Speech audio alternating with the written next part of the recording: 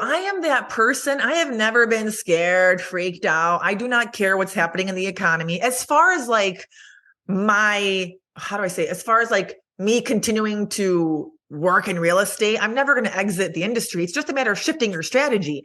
So when I first got started, and even several years ago, for example, I was buying a lot of multi-million-dollar single family homes at the same time. Like now, because of the shifting economy, I'm not going to do that. I'm not going to go buy 10 at the same time. I might buy one and then focus on low to middle income properties. But it's always a good time to invest in real estate, you guys. It's just a matter of, I always say we make our money when we buy. Your network is your net worth. Come listen to some of the most successful people I know share invaluable knowledge, stories, and advice in real estate, business, and beyond. This is Weiss Advice. Whether you want to take your business or personal life to the next level, look no further. Welcome back to another episode of Weiss Advice. I am your host, Yonah Weiss. Excited to be here today with another incredible guest, Amy Mahjoory. I'm so excited to have you on the show. We met back in Las Vegas at a conference last year, and it's just been incredible watching you and seeing your journey and what you're doing and helping so many people in the real estate game. So welcome to the show. How are you doing today? Thank you, sir. I appreciate it. It's an honor to be here. Excited to chat with you today. I am really excited as well, as I said already like 3 times. So, it's true. I'd love for you to give a little background to our guests, our listeners, rather. They're all guests because everyone who listens to the show is really like a guest, in my opinion. But our listeners, to what's been your background? I know you have been on HGTV. A lot of people know who you are. You have a great following. You're a coach. You are a real estate investor, a lender. And really, what struck me and why I really wanted to speak with you more and have this interview is I was blown away by your presentation at the conference, at the Real Estate Domination Conference. And I usually, when I go to conferences, I don't, especially when I'm there as a speaker, I don't spend a lot of time listening to a lot of the other speakers just because, I'm for the networking, I'm there for, not necessarily for the education, but, what you were saying was just like riveting. I couldn't leave my seat. I was literally totally engrossed the whole time. Thank you. I got goosebumps. That means so much coming from you. I appreciate that. It's funny because I was preparing a presentation last night for next week. And I'm like, do I do the same one? Do I mix it up a little bit? It's actually the same except for one slide. So that makes me feel so much more confident going into next week. Thank you. But yeah, my background, it's pretty traditional. Like many people out there, I was raised in my background is Middle Eastern, and in our culture, traditionally, culture holds education at a very high standard. Mm-hmm. And so I'm the only one in my family with an MBA. Everyone else is a doctor or a lawyer, or they have their PhD. So I was raised to go to school, get good grades, go to college, go to grad school, and then stay in the corporate job for the next 25 years, right? Collecting that stable, secure paycheck till I retire. So it was 10 years ago. So that's what I started out to do. I got the one and only job offer I got out of undergrad was with Dell Computers in Austin, Texas. And I was with Dell. I still can't believe it, for 14 years. And 10 years ago, I heard an ad on the radio and it was like, give us all your money. We'll teach you how to flip houses. I was like, that sounds like a great idea. And so I did it. And that's how I got started. And I never thought it would have a snowball effect and end up where I am today. But I love it. It's cool. It's been a journey, as you can probably relate to, many highs and lows. But, I love it and I wouldn't trade it for the world. Yeah. And there's such a powerful, moment, like aha moment that people have when you're in your corporate job. You never really think about, I'm sure you weren't brought up like thinking about real estate investing and financial freedom, financial independence, because when you're, when you're taught that you go to school, get good grades, get a job, et cetera, you're trained to kind of stay in your lane and be safe, like take the safe path, right? The least resistance. Yeah, I can talk about it now without getting emotional, but it took me a long time to get to this point. The first 2 years of my real estate career, my dad never even talked to me about real estate. It was always like, what's going on with life? How are your friends? He never talked about work.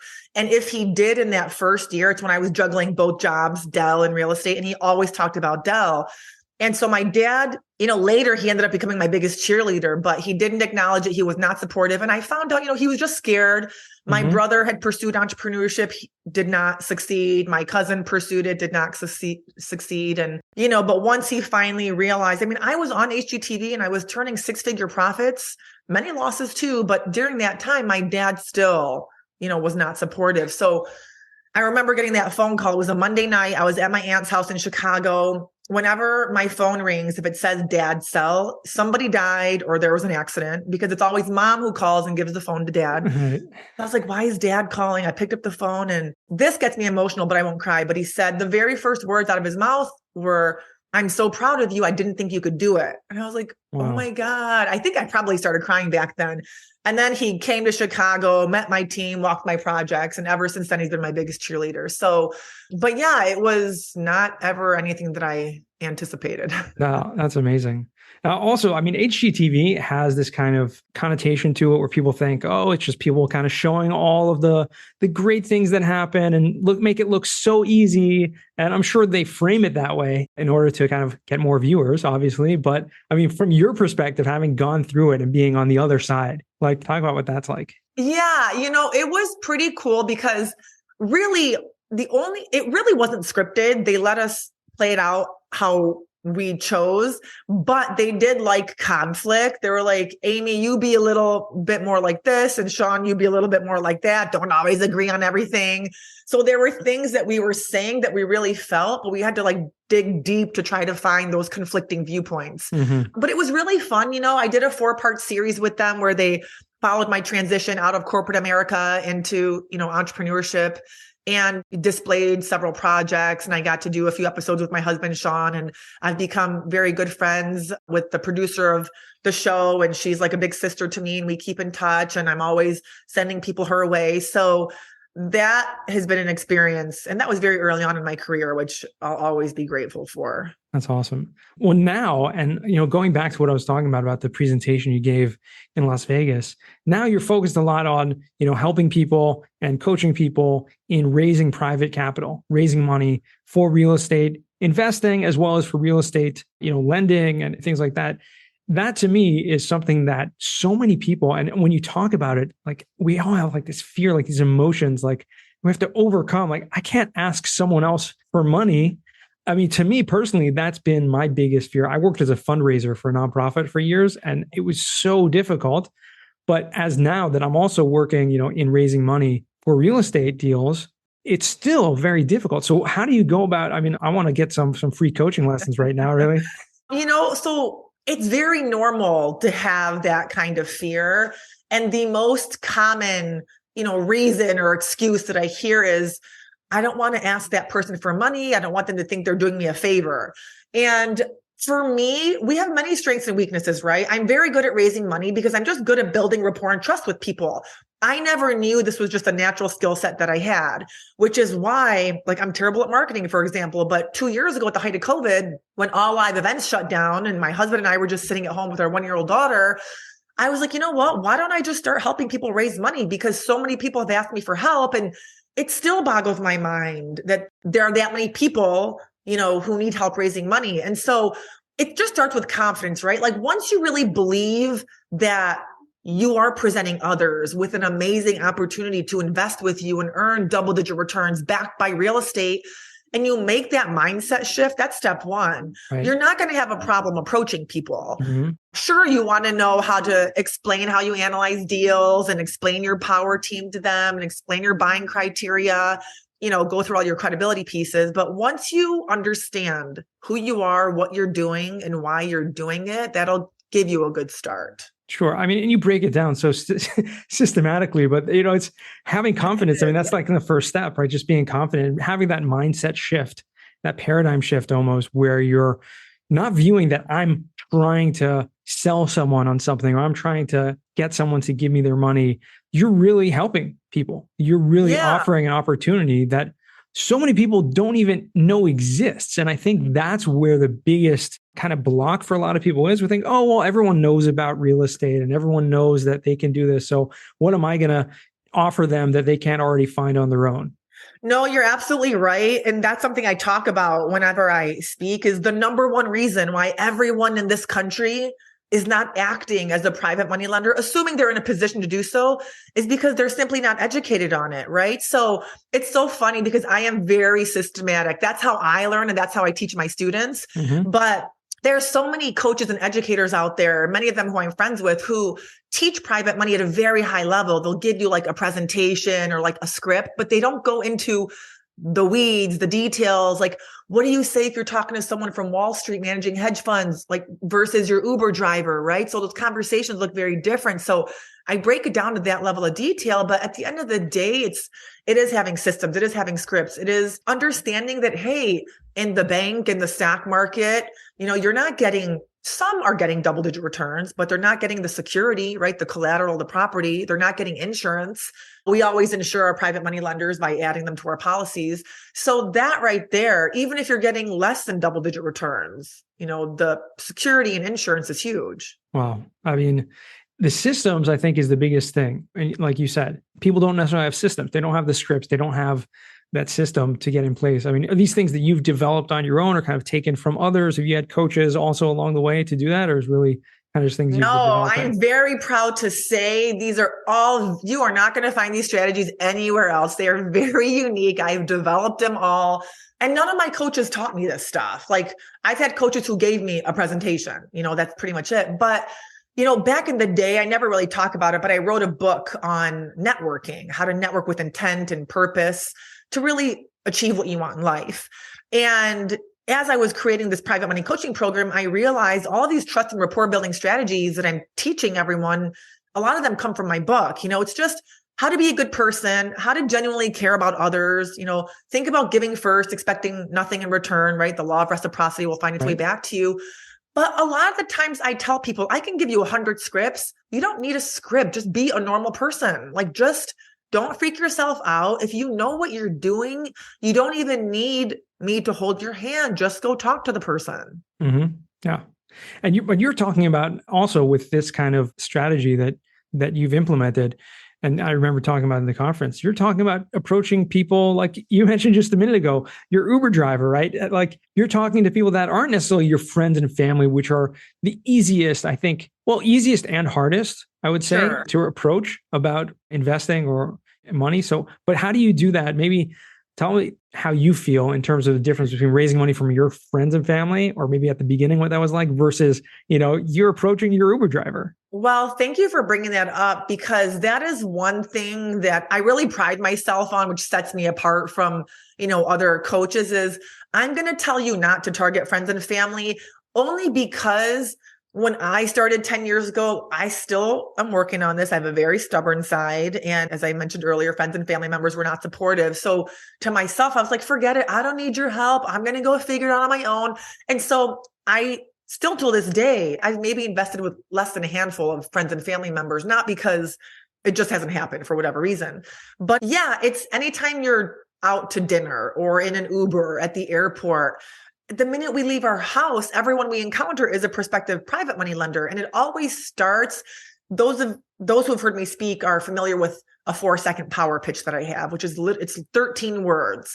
So like if you're in an Uber, sometimes I like to talk, sometimes I don't. In the beginning, when I was raising money, I would force myself to talk. And if the Uber driver, for example, wasn't, chatty, I would ask him or her, hey, what do you do outside of Uber? It's so nice to meet you. Just so he or she would ask me what I do, just so I can go into that 4-second power pitch, which is I show people how to earn double-digit returns backed by real estate.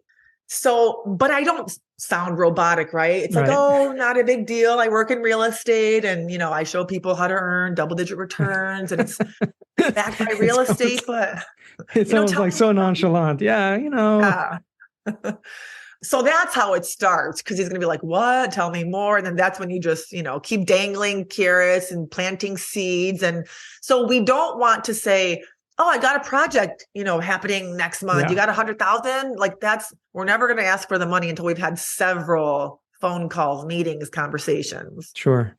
So I want to just clear up here some. You keep going back to private money lending. And for a lot of our listeners, we're very familiar with, I know my listeners at least are very familiar with like the real estate world in terms of syndications and investing passively into something like that. How is that different from what you are offering in terms of private money lending? Because it is a little bit different than investing as a limited partner in a syndication, for example, right? Okay, so that is thank you. I've been criticized for saying that's such a great question, but that is a great question, so thank you for asking.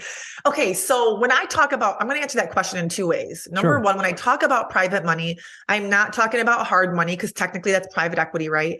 I'm not talking about the investor-friendly banks. I'm not talking about banks at all. And I'm not talking about somebody brokering a deal. Now, nothing is wrong with that. That's not what I'm talking about. I'm talking about anyone and everyone who has cash or assets collecting dust.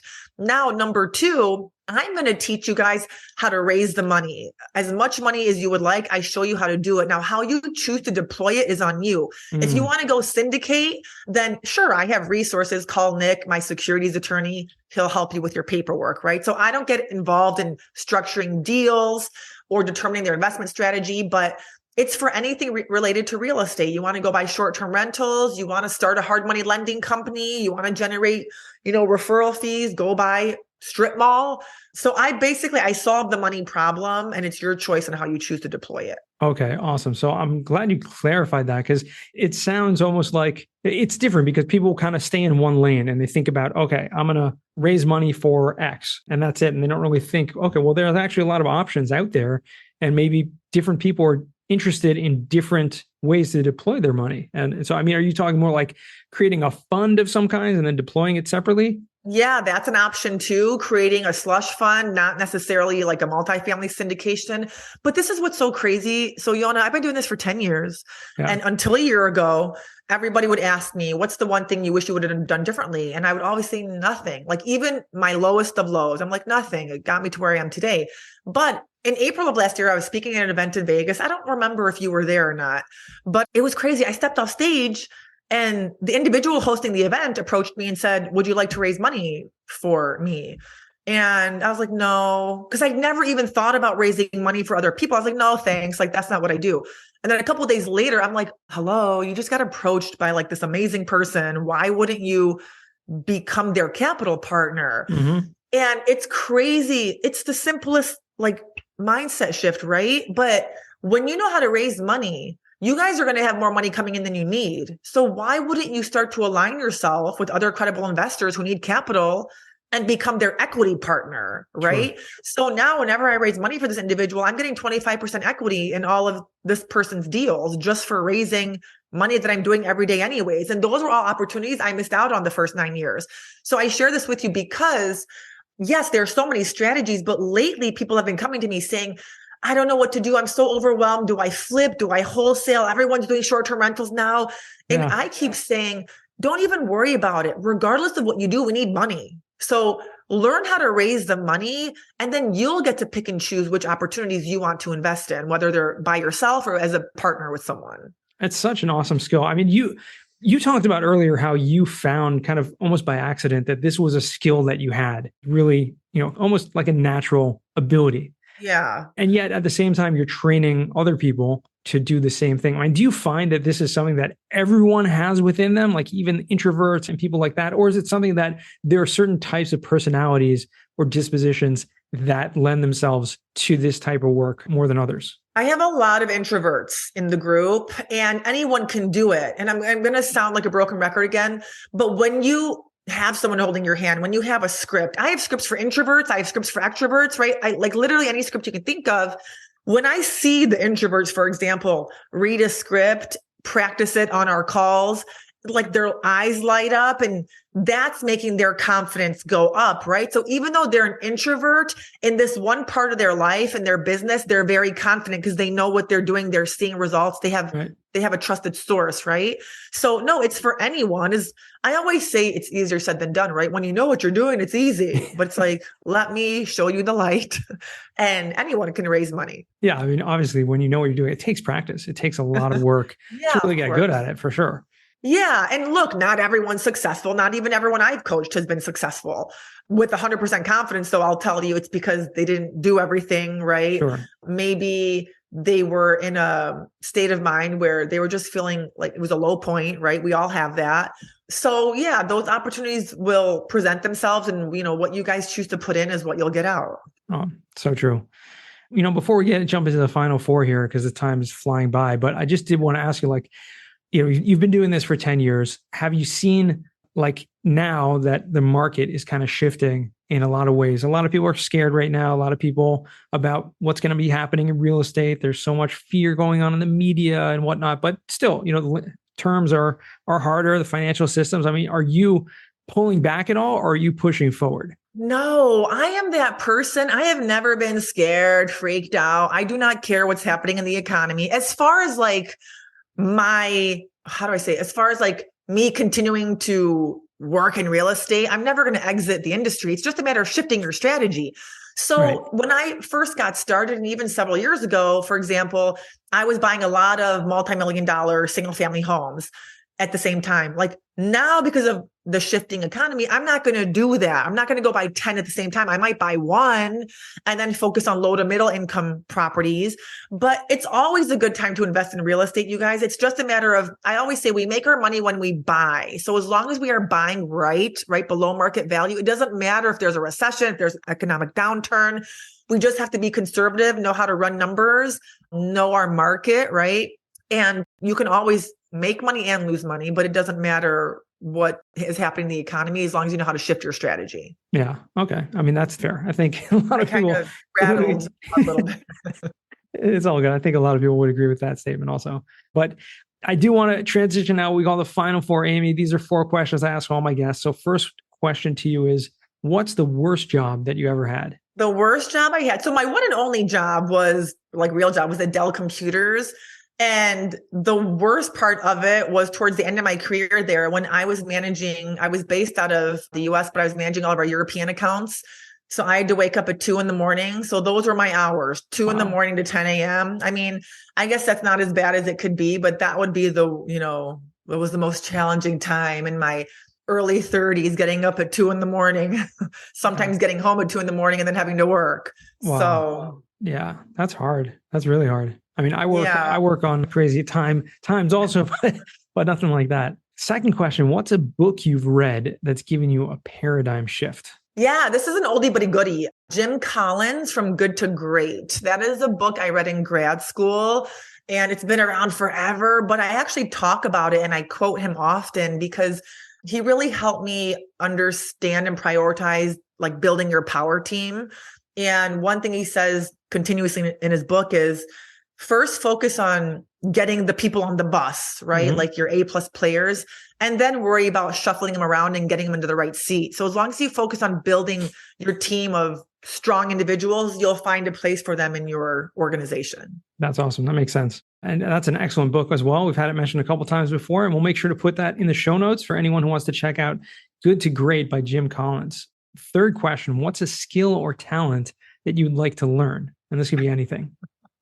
A skill or talent I would like to learn. I'm laughing because my husband just walked in and I'm like, okay, so this is actually, it is nothing to do with work. This is like, I'm always wandering around the house, like singing, and I wish I could sing. He'll probably tell you I need to learn how to dance, but I've always wanted to be like a Broadway singer and I cannot sing at all. Like I will do karaoke, but I'm terrible.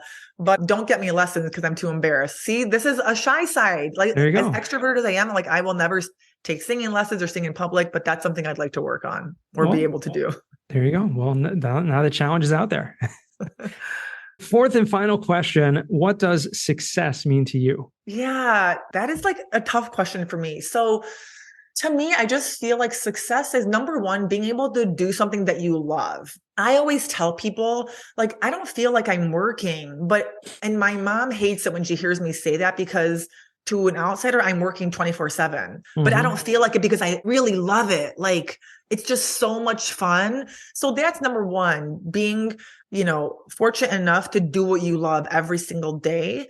And then number two is to me, success is also being able to experience things in life, right? It's not so much monetary, but being able to, my husband and I, we love to travel abroad. So international vacations, experiencing things more with our daughter. Like last year, we took her to Disneyland twice. And so I would say doing what you love and just experiencing more things while we have the time. That's what success means to me. That's awesome. And when you have the freedom, to do that, that's really just, you have the choices, you have the ability to do that and just do what you love doing. I mean, that's living the best life, really. Yeah, I agree. Awesome. Well, it's really been a pleasure catching up, Amy. And I mean, I'm sure our audience loved this episode. I certainly did.